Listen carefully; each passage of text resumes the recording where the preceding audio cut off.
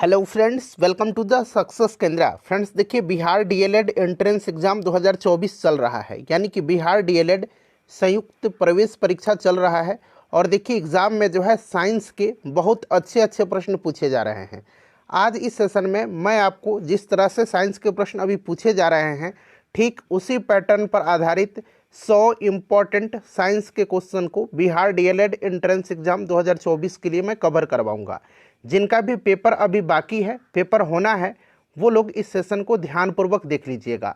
यहाँ से निश्चित रूप से प्रश्न जो है आपके एग्जाम में देखने को मिलेंगे।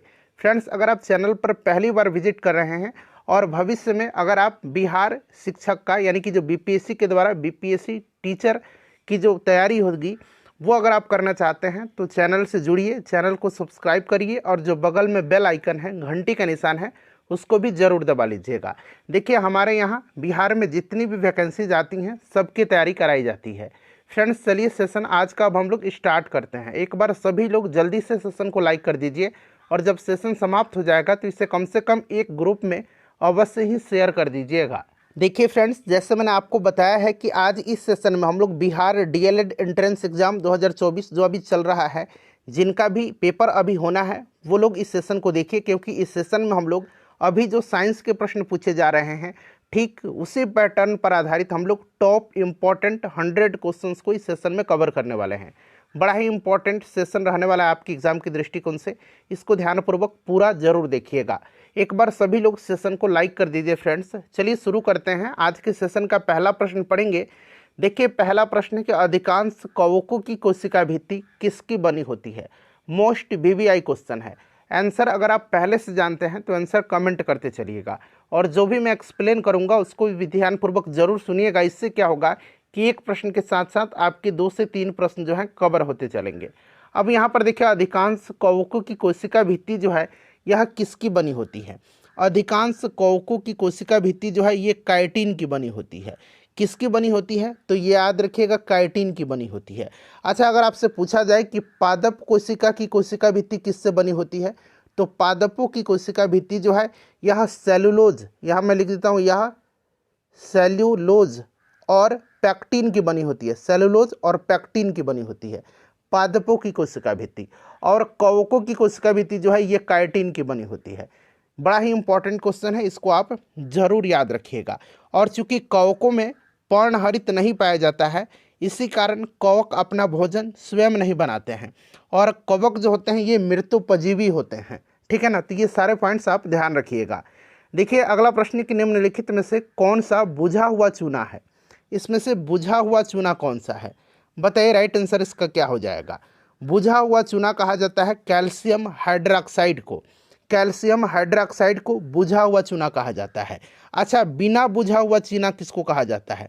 बिना बुझा हुआ चूना कहा जाता है कैल्शियम ऑक्साइड को, और बुझा हुआ चूना कहा जाता है, जो प्रश्न में पूछा गया है, कैल्शियम हाइड्रोक्साइड को। ठीक है ना, यहाँ पर देखिए CaCO3 है, ये कैल्शियम कार्बोनेट है। ठीक है ना फ्रेंड्स, और ये आपका कैल्शियम है, तो सब याद रखिएगा आप। चलिए नेक्स्ट क्वेश्चन करेंगे। अगला प्रश्न हमारा कि पशुओं को निम्न में से कौन सी प्रजाति या नस्ल दीर्घकाल तक दूध प्राप्ति हेतु उपयोग की जाती है। चलिए बताइए राइट आंसर इसका क्या हो जाएगा। तो देखिए भारत में विदेशी नस्ल की जो गायें हैं जैसे कि Jersey, brown Swiss, Holstein Friesian, इन सब का उपयोग जो है लंबे समय तक दूध प्राप्ति के लिए किया जाता है। और ये जो है विदेशी नस्ल की गायें, जो देसी नस्ल हैं, भारतीय नस्ल की गायें हैं जैसे कि लाल सिंधी, साहिवाल, इन सब की तुलना में 4 गुना अधिक दूध ये देती हैं। इसीलिए ऑप्शन नंबर यहाँ पर ए राइट आंसर हो जाएगा। अगला प्रश्न है हमारा कि प्रत्यावर्ती धारा प्राप्त करने के लिए प्रयुक्त उपकरण का नाम बताइए। प्रत्यावर्ती धारा यानी कि AC अल्टरनेटिंग करंट।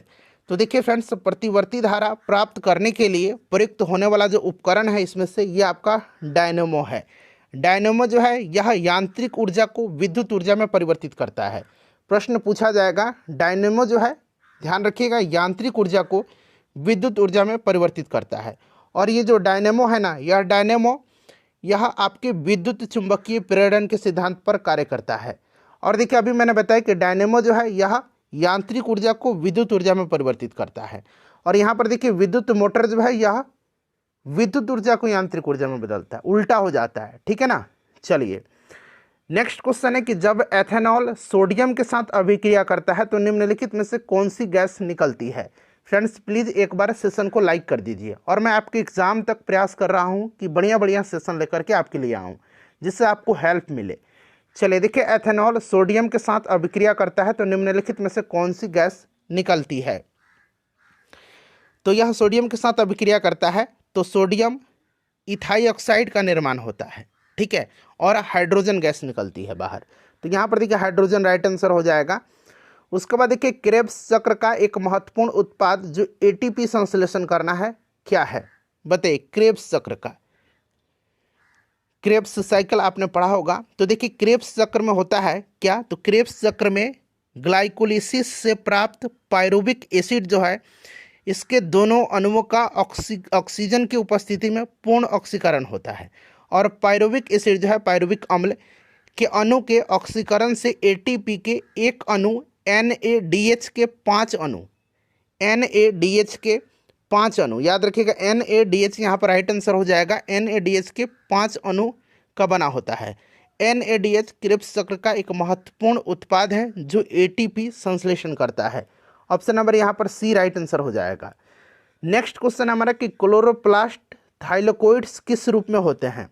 क्लोरोप्लास्ट थाइलाकोइड्स, देखिए थाइलाकोइड्स पौधों की कोशिकाओं में पाए जाते हैं, और ये जो होते हैं क्लोरोप्लास्ट में जो है ये आपके स्टैक्ड डिस्क से जुड़े होते हैं, ठीक है ना, स्टैक्ड डिस्क जैसे ये रूप में होते हैं, और इनमें क्लोरोफिल नामक वर्णक होता है जो प्रकाश संश्लेषण में उपयोग किया जाता है, ठीक है। थैलेकोइड्स का कार्य प्रकाश संश्लेषण में सहायता करना है।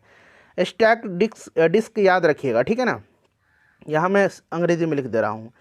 नेक्स्ट क्वेश्चन है हमारा कि एड्स एक घातक बीमारी है जो किसके द्वारा होता है। अच्छा, एड्स का फुल फॉर्म आपको पता होगा, एक्वायर्ड इम्यूनो डिफिशियंसी सिंड्रोम, ठीक है ना फ्रेंड्स। और ये होता है आपके जो HIV वायरस हैं, HIV यहाँ मैं लिखता हूँ HIV, यानी कि इसका फुल फॉर्म होता है ह्यूमन इम्यूनो डिफिशियंसी वायरस के द्वारा होता है। तो यह एक विषाणु के द्वारा होता है, ठीक है, याद रखिएगा। और यह शरीर की जो प्राकृतिक प्रतिरक्षण तंत्र हैं उनको नष्ट कर देते हैं, जिसके कारण व्यक्ति के अनेक जो शरीर कमज़ोर हो जाता है और अनेक रोग से संक्रमित हो जाते हैं।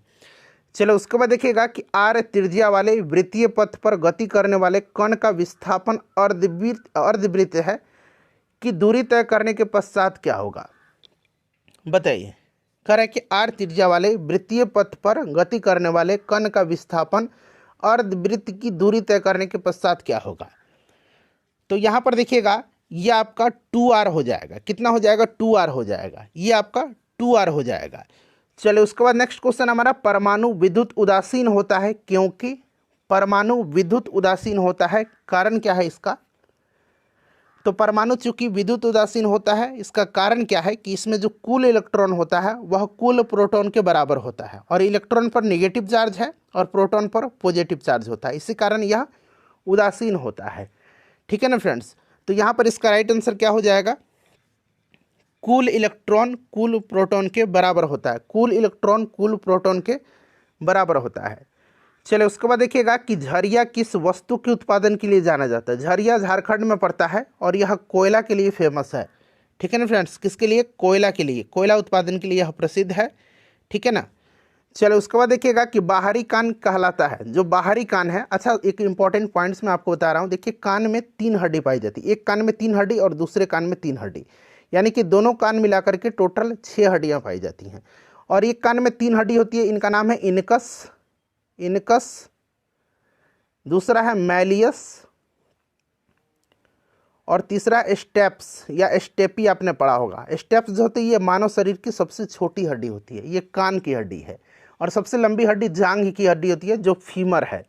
ये चीज़ आप पहले से जानते भी होंगे।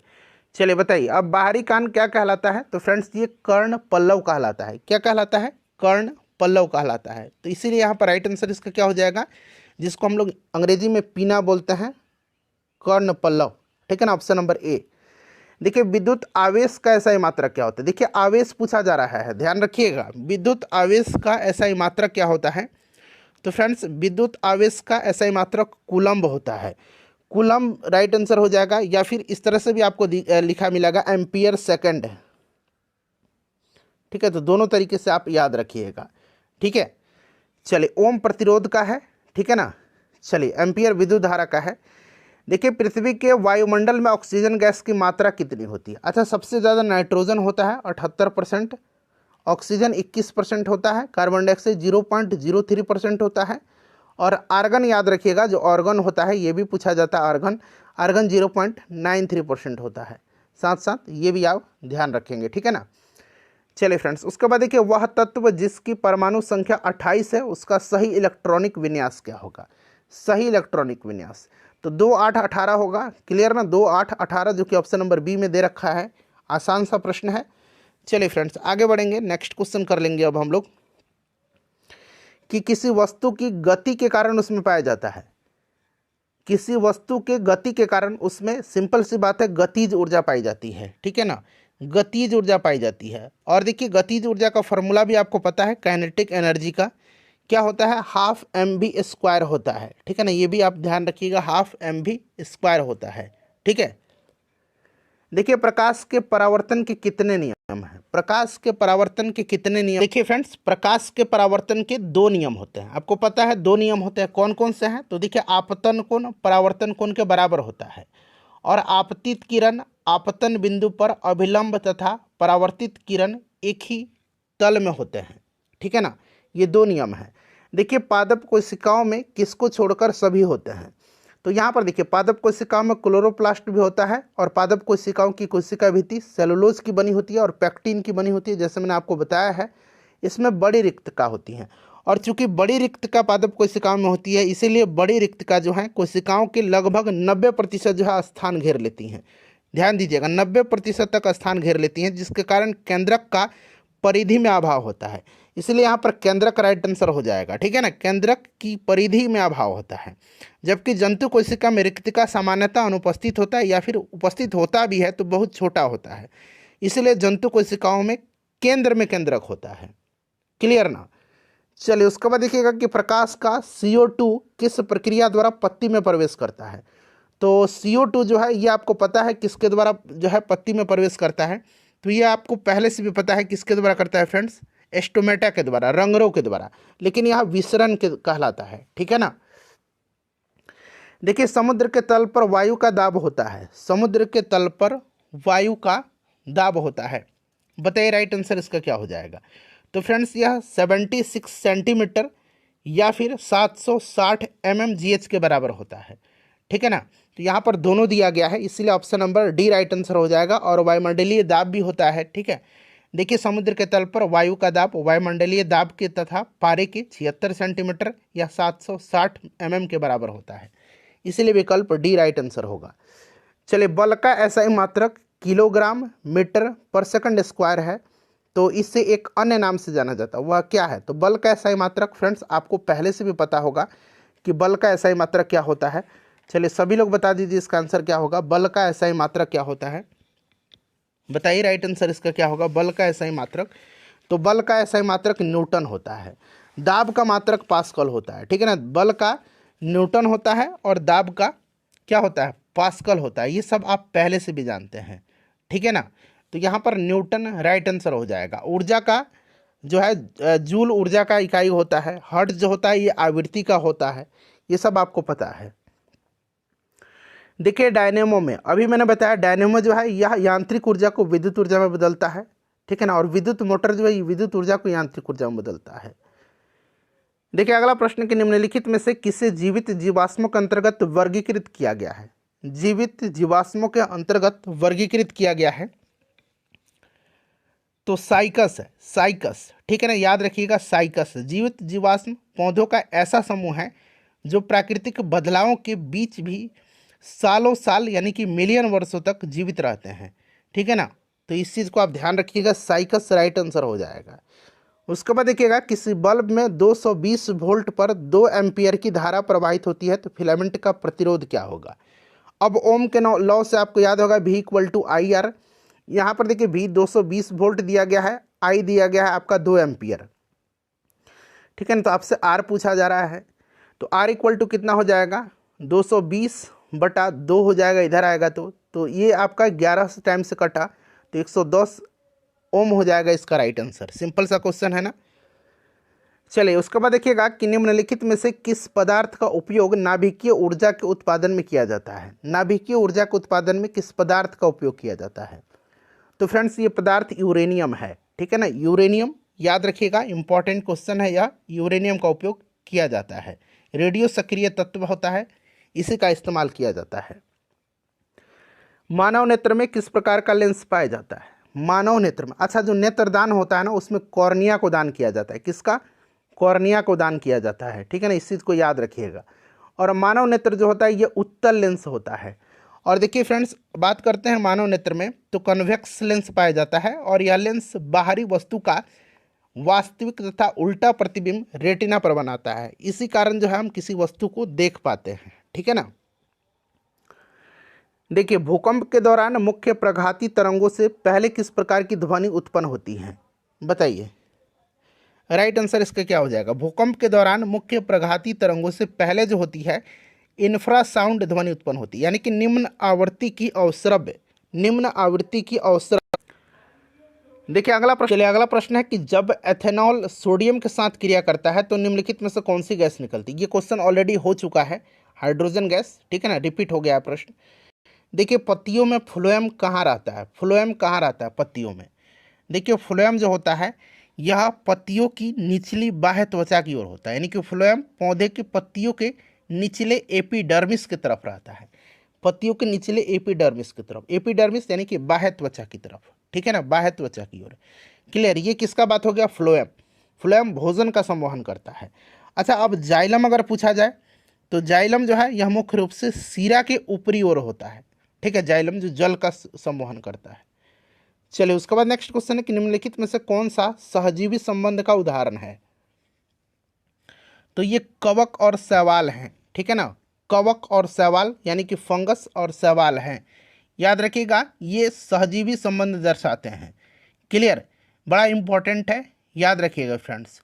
चलिए उसके बाद नेक्स्ट क्वेश्चन कर लेंगे हमारा कि इनमें से कौन धातु है, इसमें से मेटल कौन सा है। तो सिंपल सा क्वेश्चन है, देखिए सोडियम इसमें से एक धातु है, ठीक है ना, धातु है।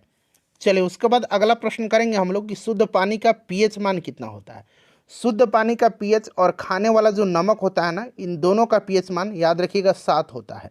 उदासीन विलयन का भी पीएच मान 7 ही होता है। 7 से कम जिसका भी पीएच मान होगा वह अम्लीय होगा, और 7 से ज़्यादा जिसका भी पीएच मान होगा वह क्षारीय होता है। ये सब आप याद रखिएगा, ठीक है। चलिए फ्रेंड्स अगला प्रश्न है हमारा कि एक गाड़ी का ओडोमीटर क्या मापता है। ओडोमीटर जो है यह क्या मापता है। तो गाड़ी का जो है ओडोमीटर यह क्या मापता है। तो फ्रेंड्स यह गाड़ी के द्वारा, वाहन के द्वारा तय की गई दूरी को मापता है, ठीक है ना। चलो उसके बाद नेक्स्ट क्वेश्चन है कि निम्न में से कौन सी क्रांति ने खाद्यान्नों उत्पादनों की वृद्धि में सहयोग किया था। तो खाद्यान्न उत्पादन की वृद्धि में सहयोग किया था कौन सी क्रांति, यह हरित क्रांति था। दुग्ध उत्पादन में वृद्धि श्वेत क्रांति किया था, और मत्स्य उत्पादन ये नीली क्रांति से संबंधित है, ठीक है ना। चलिए पृथ्वी के वायुमंडल में कार्बन डाइऑक्साइड गैस की मात्रा कितनी होती है। अभी मैंने बताया था आपको कि 78% नाइट्रोजन होता है, 21 ऑक्सीजन होता है, और 0.03% जो होता है ये कार्बन डाइऑक्साइड होता है, और 0.93% जो होता है ये आर्गन होता है। चलिए देखिए मोल इकाई है, मोल किसकी इकाई है। चलिए जरा बताइए तो मोल किसकी इकाई है। एक बार सभी लोग आंसर कमेंट करिए, तो बड़ा इंपॉर्टेंट क्वेश्चन है, मोल किसकी इकाई है। तो मोल जो है यह इकाई है किसकी। तो फ्रेंड्स यह इकाई है पदार्थ की मात्रा की, ठीक है ना, पदार्थ की मात्रा की। एक मोल पदार्थ में उस पदार्थ की कणों की संख्या देखिए कितना होता है। तो 6.023 इंटू 10⁻23 होता है। इसको एवोगाद्रो नंबर बोला जाता है, ठीक है, याद रखिएगा। क्लियर है। अच्छा यहाँ पर देखिए ज्योति तीव्रता पूछा गया है। तो ये कैंडेला होता है ज्योति तीव्रता का, विद्युत धारा का एम्पियर होता है। चलिए उसके बाद देखिए यहाँ पर ये सिंबल है, और पूछ रहा है कि आपके परमाणु में न्यूट्रॉन की संख्या कितनी है। ये जो तत्व है उसके परमाणु में न्यूट्रॉन की संख्या। तो न्यूट्रॉन की संख्या आपको निकालने आता भी है, आसानी से आप निकाल भी लेंगे भाई। कैसे निकालेंगे, तो देखिए जब भी न्यूट्रॉन निकालना है तो आपका ऊपर क्या है, मास है, और नीचे क्या है, एटॉमिक नंबर है। तो 23 - 11 निकाल लीजिए कितना होगा, 12। यहाँ पर option number D correct answer हो जाएगा, ऑप्शन नंबर डी यहाँ पर करेक्ट आंसर हो जाएगा, ठीक है ना। चलिए उसके बाद नेक्स्ट क्वेश्चन कर लेंगे कि 100 वाट के एक बल्ब को 1 मिनट जलाने पर ऊर्जा की खपत कितनी होगी, बताइए। ऊर्जा की खपत यानी कि ऊर्जा की खपत equal to P into T हो जाएगा। अब पावर देखिए कितना है, 100 वाट दे रखा है, टाइम कितना है 1 मिनट यानी कि 60 सेकंड है, ठीक है ना। तो कितना हो जाएगा, 600 जूल हो जाएगा, ठीक है ना। इसको गुना करिए, 600 जूल हो जाएगा। राइट आंसर यहाँ पर क्या हो जाएगा, इसका करेक्ट आंसर 600 जूल हो जाएगा, ठीक है ना। चलिए नेक्स्ट क्वेश्चन अब कर लेंगे हम लोग। अगला प्रश्न है हमारा कि किसी चालक से, देखिए किसी चालक से होकर के प्रति सेकंड गुजरने वाले इलेक्ट्रॉन की संख्या 1020 है, चालक से प्रवाहित धारा का मान होगा, बताइए राइट आंसर क्या हो जाएगा। करेक्ट आंसर इसका क्या हो जाएगा, तो देखिए आपको धारा की मात्रा पूछा गया है ना, धारा का मान। तो आई इक्वल टू आपको पता है ना Q अपॉन टी होता है, ठीक है। Q आवेश है और T यहाँ पर टाइम है। अब Q इक्वल टू आपको पता है N इंटू ई होता है। N क्या है, तो N जो है ये नंबर ऑफ इलेक्ट्रॉन है, इलेक्ट्रॉन की संख्या, और E क्या है, E जो है यह एक इलेक्ट्रॉन का चार्ज है, आवेश है। तो यहाँ आपको I इक्वल टू कितना हो जाएगा, N इंटू ई अपॉन टी हो जाएगा। N ऑलरेडी दे रखा है कितना, 1020। चार्ज कितना है इलेक्ट्रॉन का, ये आपको याद होना चाहिए, 1.6 इंटू 10⁻⁻19, ठीक है, याद रखिएगा। मैं मिटा देता हूँ, फिर से लिख देता हूँ, 1020 दे रखा है इंटू 1.6 इंटू 10⁻⁻19 बटा समय आपको यहाँ पर कितना हो जाएगा, यहाँ पर देखिए प्रति सेकंड 1 सेकंड होगा, तो इसको गुना कर दीजिएगा तो आपका आंसर आ जाएगा 16.32 गुना 10⁻⁻17, जो कि यहाँ पर देखिए ऑप्शन नंबर आपका 16.3 ऑप्शन नंबर डी में दिया गया है। अगला प्रश्न कि इनमें से कौन सी सबसे सक्रिय धातु है, इनमें से सबसे सक्रिय कौन सा है, बताइए। तो इनमें से सबसे सक्रिय लोहा होगा। चलिए उसके बाद देखिएगा कि वर्गीकरण के वैज्ञानिक आधार का प्रयास करने वाला जो पहला व्यक्ति था वह कौन था। तो देखिए जो पहला व्यक्ति था ये अरस्तु थे, अरस्तु थे। अच्छा, वर्गीकरण का जो अभी जनक कहा जाता है वो लिनियस को कहा जाता है, ठीक है ना, लिनियस को कहा जाता है, लिनियस को। यहाँ देखिए लिनियस दिया गया है, इनको आपको फादर ऑफ टैक्सोनॉमी कहा जाता है, ठीक है ना। और देखिए फ्रेंड्स आधुनिक वर्गीकरण का जनक कहा जाता है इनको। और देखिए विटटेकर का नाम याद रखिएगा, विटटेकर ने 5 जगत वर्गीकरण दिया था। कितने, तो विटटेकर ने, याद रखिएगा, विटटेकर ने 5 जगत प्रणाली प्रस्तावित किया था वर्गीकरण की। ये 5 जगत में मोनेरा, प्रोटिस्टा, फंजाई, प्लांटी और एनिमेलिया हैं। 5 जगत प्रणाली वर्गीकरण किसने दिया था, तो याद रखेंगे विटटेकर ने दिया था, बड़ा ही इंपॉर्टेंट है। 1969 में इन्होंने दिया था, 1969 में, ठीक है। चलिए देखिए अवतल लेंस में आवर्धन m बराबर होता है, आंसर बताइए, राइट आंसर इसका क्या होगा। तो v बटा यू होता है, तो v बटा यू यहाँ पर option number D right answer हो जाएगा। आवर्धन यानी कि m इक्वल टू आपको पता है ना कि प्रतिबिंब की दूरी बटा वस्तु की दूरी होता है, ठीक है। और देखिएगा अवतल लेंस का आवर्धन हमेशा 0 से +1 के बीच में होता है, ठीक है, 0 से 1 के बीच में होता है, यह आवर्धन है। चलो उसके बाद देखिएगा कि अगर एक बीकर में समान मात्रा में तेल, पानी और मरकरी, तेल, पानी और मरकरी को डाला जाए तो व्यवस्थित होने के उपरांत बीकर के नीचे की ओर से आपको क्रम बताना है। तो सबसे पहले मरकरी होगा, फिर पानी होगा, फिर सबसे ऊपर तेल तैरेगा। तो राइट आंसर यहाँ पर देखिए क्या होगा, मरकरी, पानी और तेल, मरकरी, पानी और तेल, option number B right answer हो जाएगा। देखिए किसी गतिमान वस्तु के लिए विस्थापन और दूरी का अनुपात होगा, विस्थापन और दूरी का अनुपात किसी गतिमान वस्तु के लिए। तो देखिए फ्रेंड्स ये जो होगा आपका 1 से कम या फिर 1 के बराबर होगा, ठीक है ना। विस्थापन आरंभ बिंदु तथा अंत बिंदु जो होता है उसके बीच की न्यूनतम दूरी होती है, अतः विस्थापन कुल तय दूरी से कभी अधिक नहीं हो सकती है। तो 1 से कम होगा या फिर 1 के बराबर होगा, ठीक है।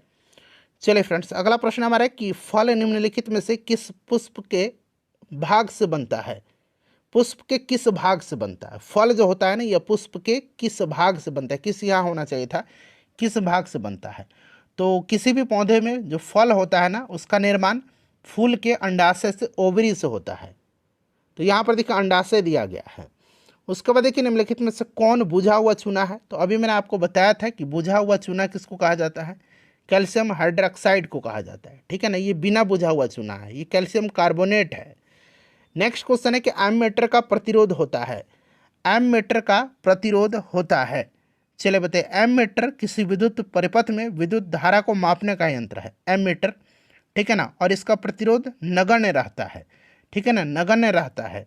तो यहाँ पर राइट आंसर क्या हो जाएगा, राइट आंसर हो जाएगा बहुत छोटा, नगण्य रहता है, ठीक है ना, बहुत छोटा, यानी कि नगण्य आप कह सकते हैं, बहुत छोटा रहता है। तो ऑप्शन नंबर यहाँ पर देखिए सी करेक्ट आंसर हो जाएगा। उसके बाद देखिएगा कि एथेनोइक अम्ल का जलीय विलयन क्या कहलाता है, एथेनोइक अम्ल का जलीय विलयन क्या कहलाता है। तो देखिए 5 से 7% तक जो होती है, आपको याद होगा, एथेनोइक अम्ल के जलीय विलयन को विनेगर कहा जाता है, सिरका कहा जाता है। चलो उसके बाद देखिए फलों के पकने के लिए निम्नलिखित में से कौन सा पादप हार्मोन उत्तरदायी है, फलों के पकने के लिए। और एक फूलों के खिलाने में सहायक हार्मोन होता है, तो फूलों के खिलाने में सहायक जो होता है इसको फ्लोरोजेंस कहते हैं, और फलों के पकने में आपका एथिलीन होगा। यहाँ पर देखिए ऑक्सिन, ये सारे पादप हार्मोन हैं। ऑक्सिन जो होता है इसके बारे में जान लीजिएगा, कोशिकाओं की लंबाई में वृद्धि करता है, कोशिका विभाजन में सहयोग करता है, कौन, साइटोकाइनिन करता है। और जिब्रेलिन जो है यह बीजों की शीघ्र अंकुरण में सहायक होता है, बौने पौधे की लंबाई में वृद्धि करता है, पत्तियों को चौड़ी करने में सहायक होता है।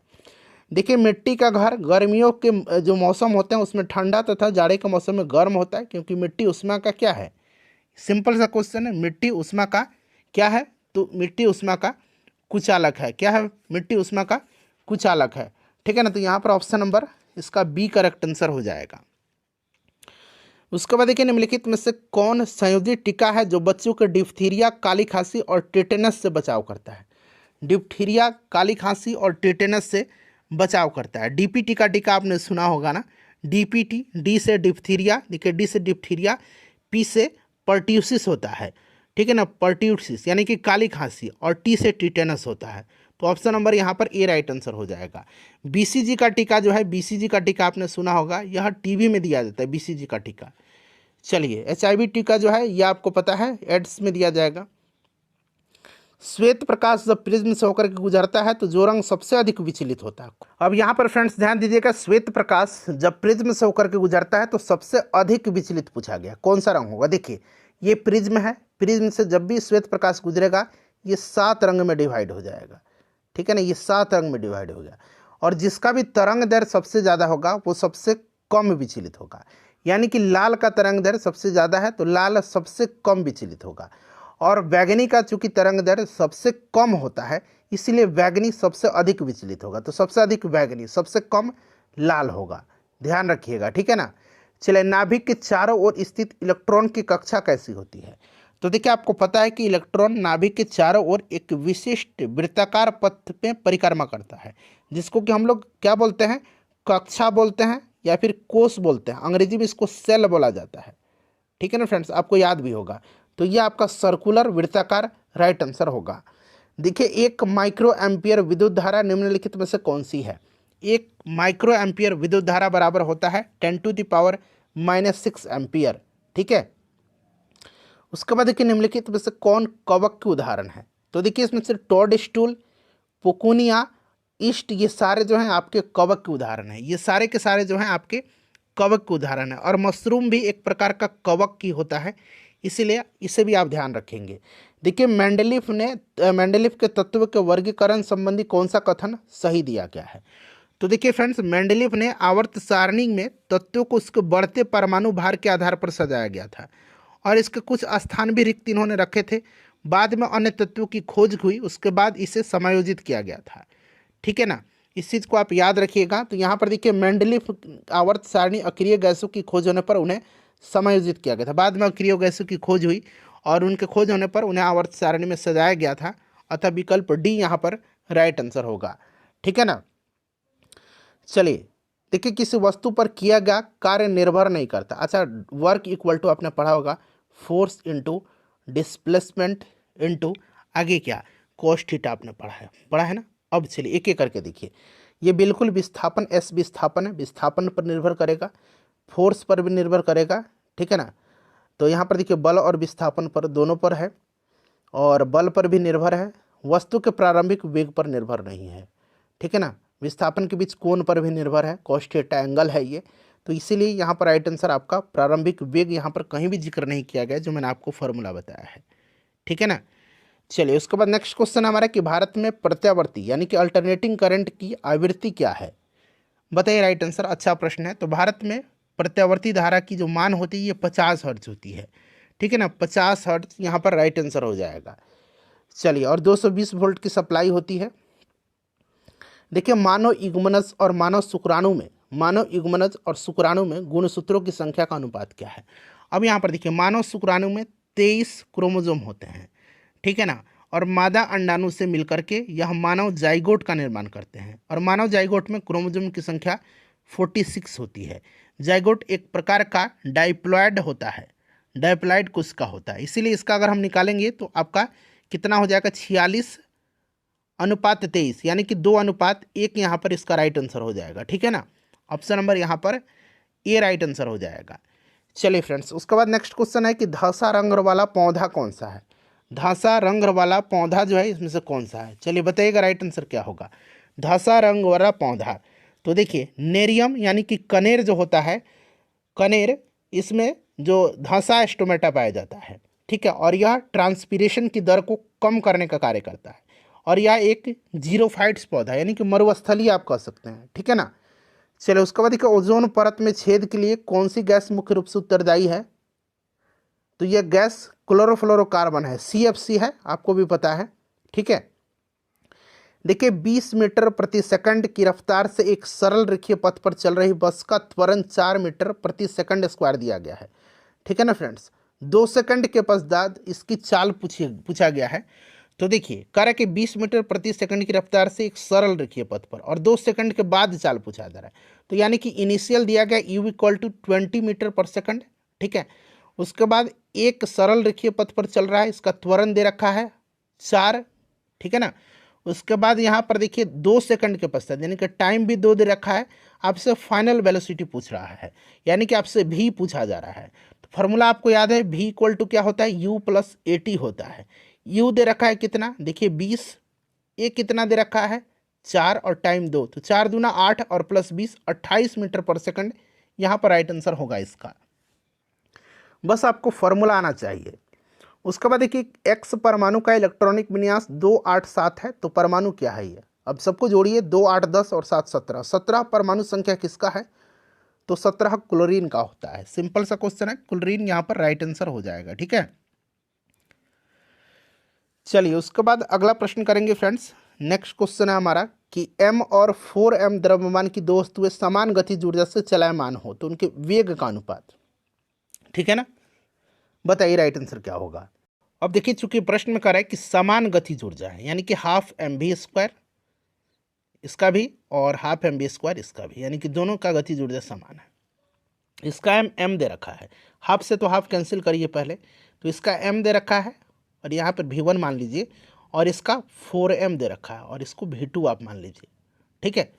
अब कह रहा है कि वेग का अनुपात आपसे पूछा जा रहा है, ठीक है ना, वेग का अनुपात आपसे पूछा जा रहा है। तो अब क्या करेंगे हम लोग, देखिए V1 का स्क्वायर, इधर से V2 को लाइए, V2 का स्क्वायर इक्वल टू, अब इधर से क्या जाएगा, उधर तो 4m है ही और इधर से m गया, तो m से m कैंसिल हो गया, और जब आप स्क्वायर हटाएंगे तो यहाँ पर रूट चढ़ जाएगा 4, इसीलिए रूट बाहर आएगा 2, तो 2:1 आंसर हो जाएगा इसका। समझ में आ गया ना, 2:1 राइट आंसर हो जाएगा। चलिए, विद्युत का अच्छा चालक इसमें से कौन सा है, तो चांदी है विद्युत का सबसे अच्छा चालक। निम्नलिखित में से किसे जीवित जीवाश्मों के अंतर्गत वर्गीकृत किया गया है, तो ये साइकस को किया गया है। उसके बाद देखिए, पौधे के नस्लों में सुधार करने का लक्ष्य उत्पादित करना है, बताइए राइट आंसर क्या हो जाएगा। तो 3 लक्ष्य हैं, एक है अधिक उपज देने वाली प्रजातियों का निर्माण करना, दूसरा है रोगमुक्त प्रजाति का उत्पादन करना, और तीसरा है शीर्ष परिपक्व होने वाले प्रजाति का उत्पादन करना। तो सभी यहाँ पर राइट आंसर हो जाएगा। चलिए, चालक का प्रतिरोध निर्भर नहीं करता है। अच्छा, चालक का प्रतिरोध जो है यह आपके निर्भर करता है लंबाई पर, चालक की लंबाई पर यह निर्भर करता है। अनुप्रस्थ काट के क्षेत्रफल के यह व्युत्क्रमानुपाती होता है, तो यहाँ पर भी निर्भर करेगा। तापमान पर भी निर्भर करेगा, चालक में प्रवाहित विद्युत धारा पर यह निर्भर नहीं करता है, विद्युत धारा पर निर्भर नहीं करता है। इस चीज़ को आप ध्यान रखिएगा। तो ऑप्शन नंबर डी यहाँ पर करेक्ट आंसर हो जाएगा। चंद्रमा की सतह पर कदम रखने वाले पहला व्यक्ति कौन था? चंद्रमा की सतह पर सबसे पहले किसने कदम रखा था? तो नील आर्मस्ट्रॉन्ग ने रखा था 1969 में। और अपोलो 11 नामक अंतरिक्ष यान से इन्होंने उड़ान भरा था, अपोलो 11, ठीक है ना, याद रखिएगा। तो ये नील आर्मस्ट्रॉन्ग हैं। चलिए, किस तापमान पर द्रव का वाष्पीकरण होता है? द्रव का वाष्पीकरण, तो वाष्पीकरण तरल के क्वथनांक के नीचे, उसके वाष्प में तरल का रूपांतरण है, क्वथनांक के नीचे, ठीक है ना। देखिए, क्लोरोप्लास्ट, थाइलोकोड, ये फिर से प्रश्न मिल गया है। तो स्टैक्ड डिस्क इसका राइट आंसर हो जाएगा, मैंने आपको बताया है। चलिए, निम्नलिखित में से कौन विटिटेकर के वर्गीकरण में अकशेरुकी जीवों में नहीं है?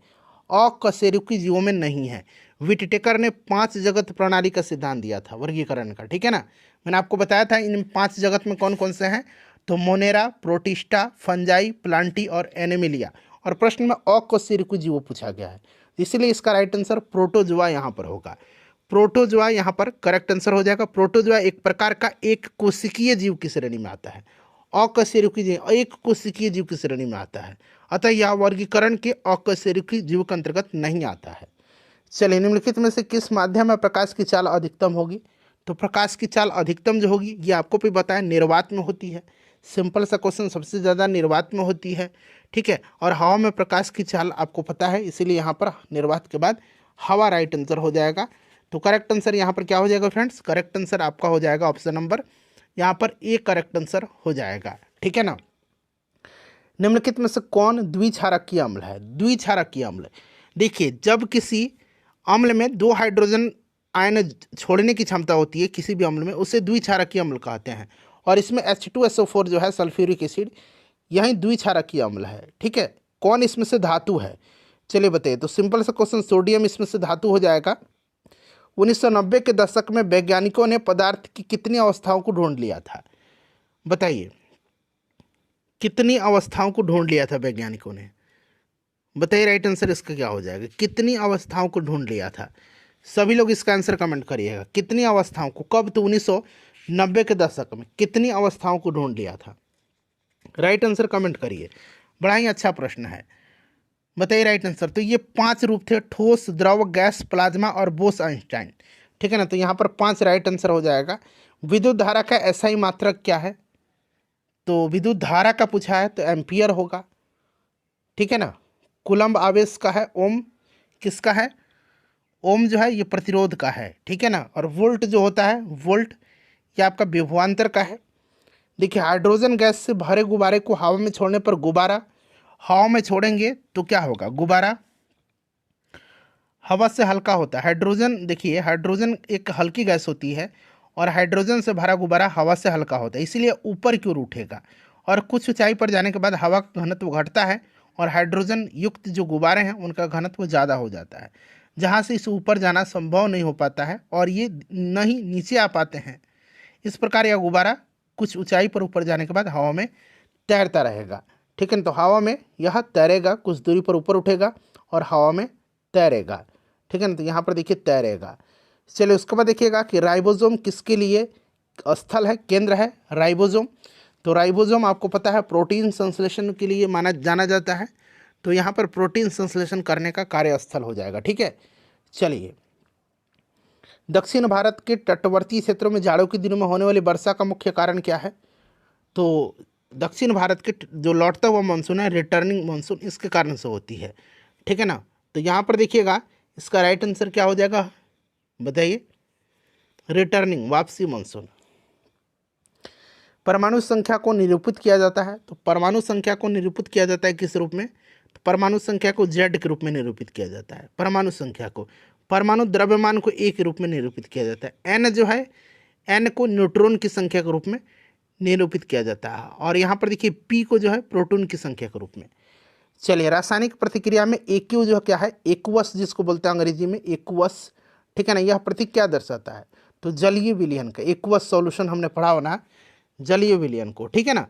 चलिए, एक्वस सॉल्यूशन निम्नलिखित में से कौन सी धातु को गहने बनाने में प्रयोग किया जाता है? तो गहने बनाने में अब आजकल सोना, चांदी, प्लेटिनम इन सब का इस्तेमाल किया जा रहा है।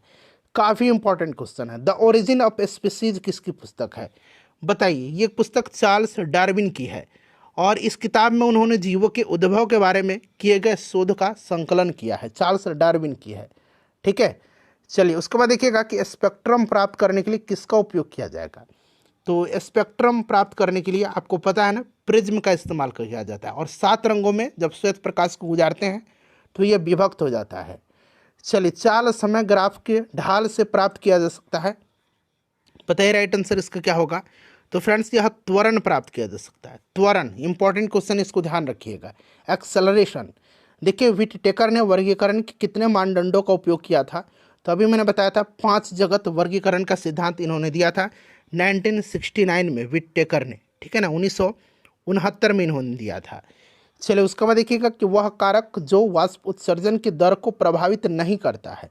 प्रभावित नहीं करता है, कौन सा कारक है?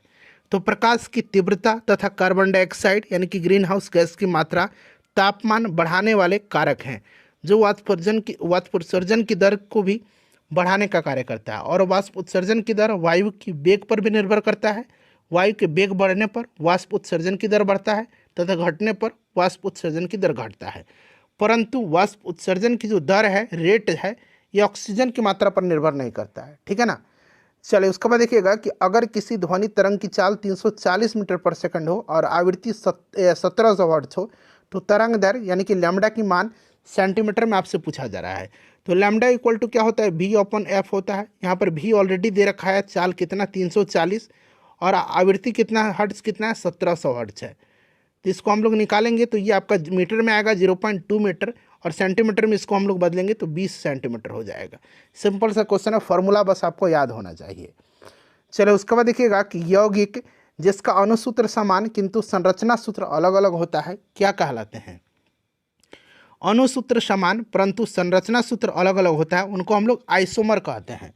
उनको हम लोग आइसोमर कहते हैं, ठीक है ना। आइसोमर कहते हैं। क्या कहते हैं? इनको हम लोग आइसोमर कहते हैं। ध्यान रखिएगा, आइसोमर कहते हैं। बड़ा इंपॉर्टेंट क्वेश्चन है, इनको हम लोग आइसोमर कहते हैं फ्रेंड्स। इसको आप जरूर ही याद रखिएगा, आइसोमर कहते हैं, ठीक है ना। तो करेक्ट आंसर क्या हो जाएगा? यहाँ पर अंग्रेजी में दिया गया है, ठीक है ना।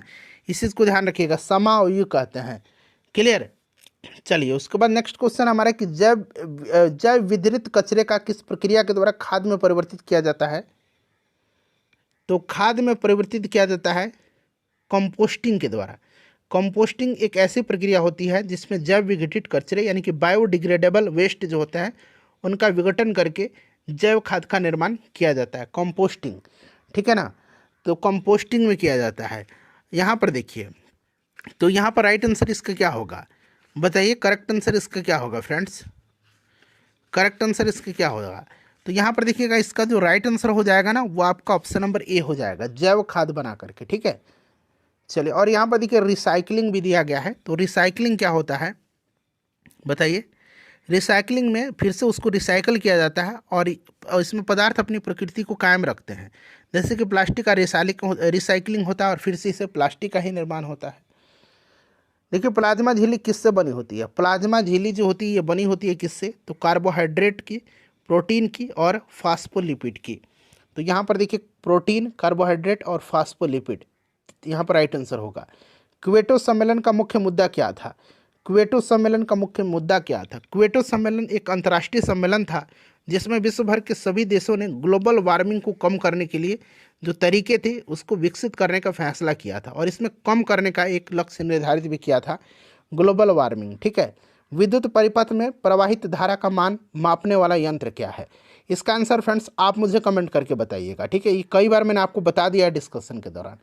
तो ये 100 प्रश्न मैंने आपको कवर करा दिया। प्लीज़ सेशन को लाइक करिए और इसको फ्रेंड्स शेयर कर दीजिए।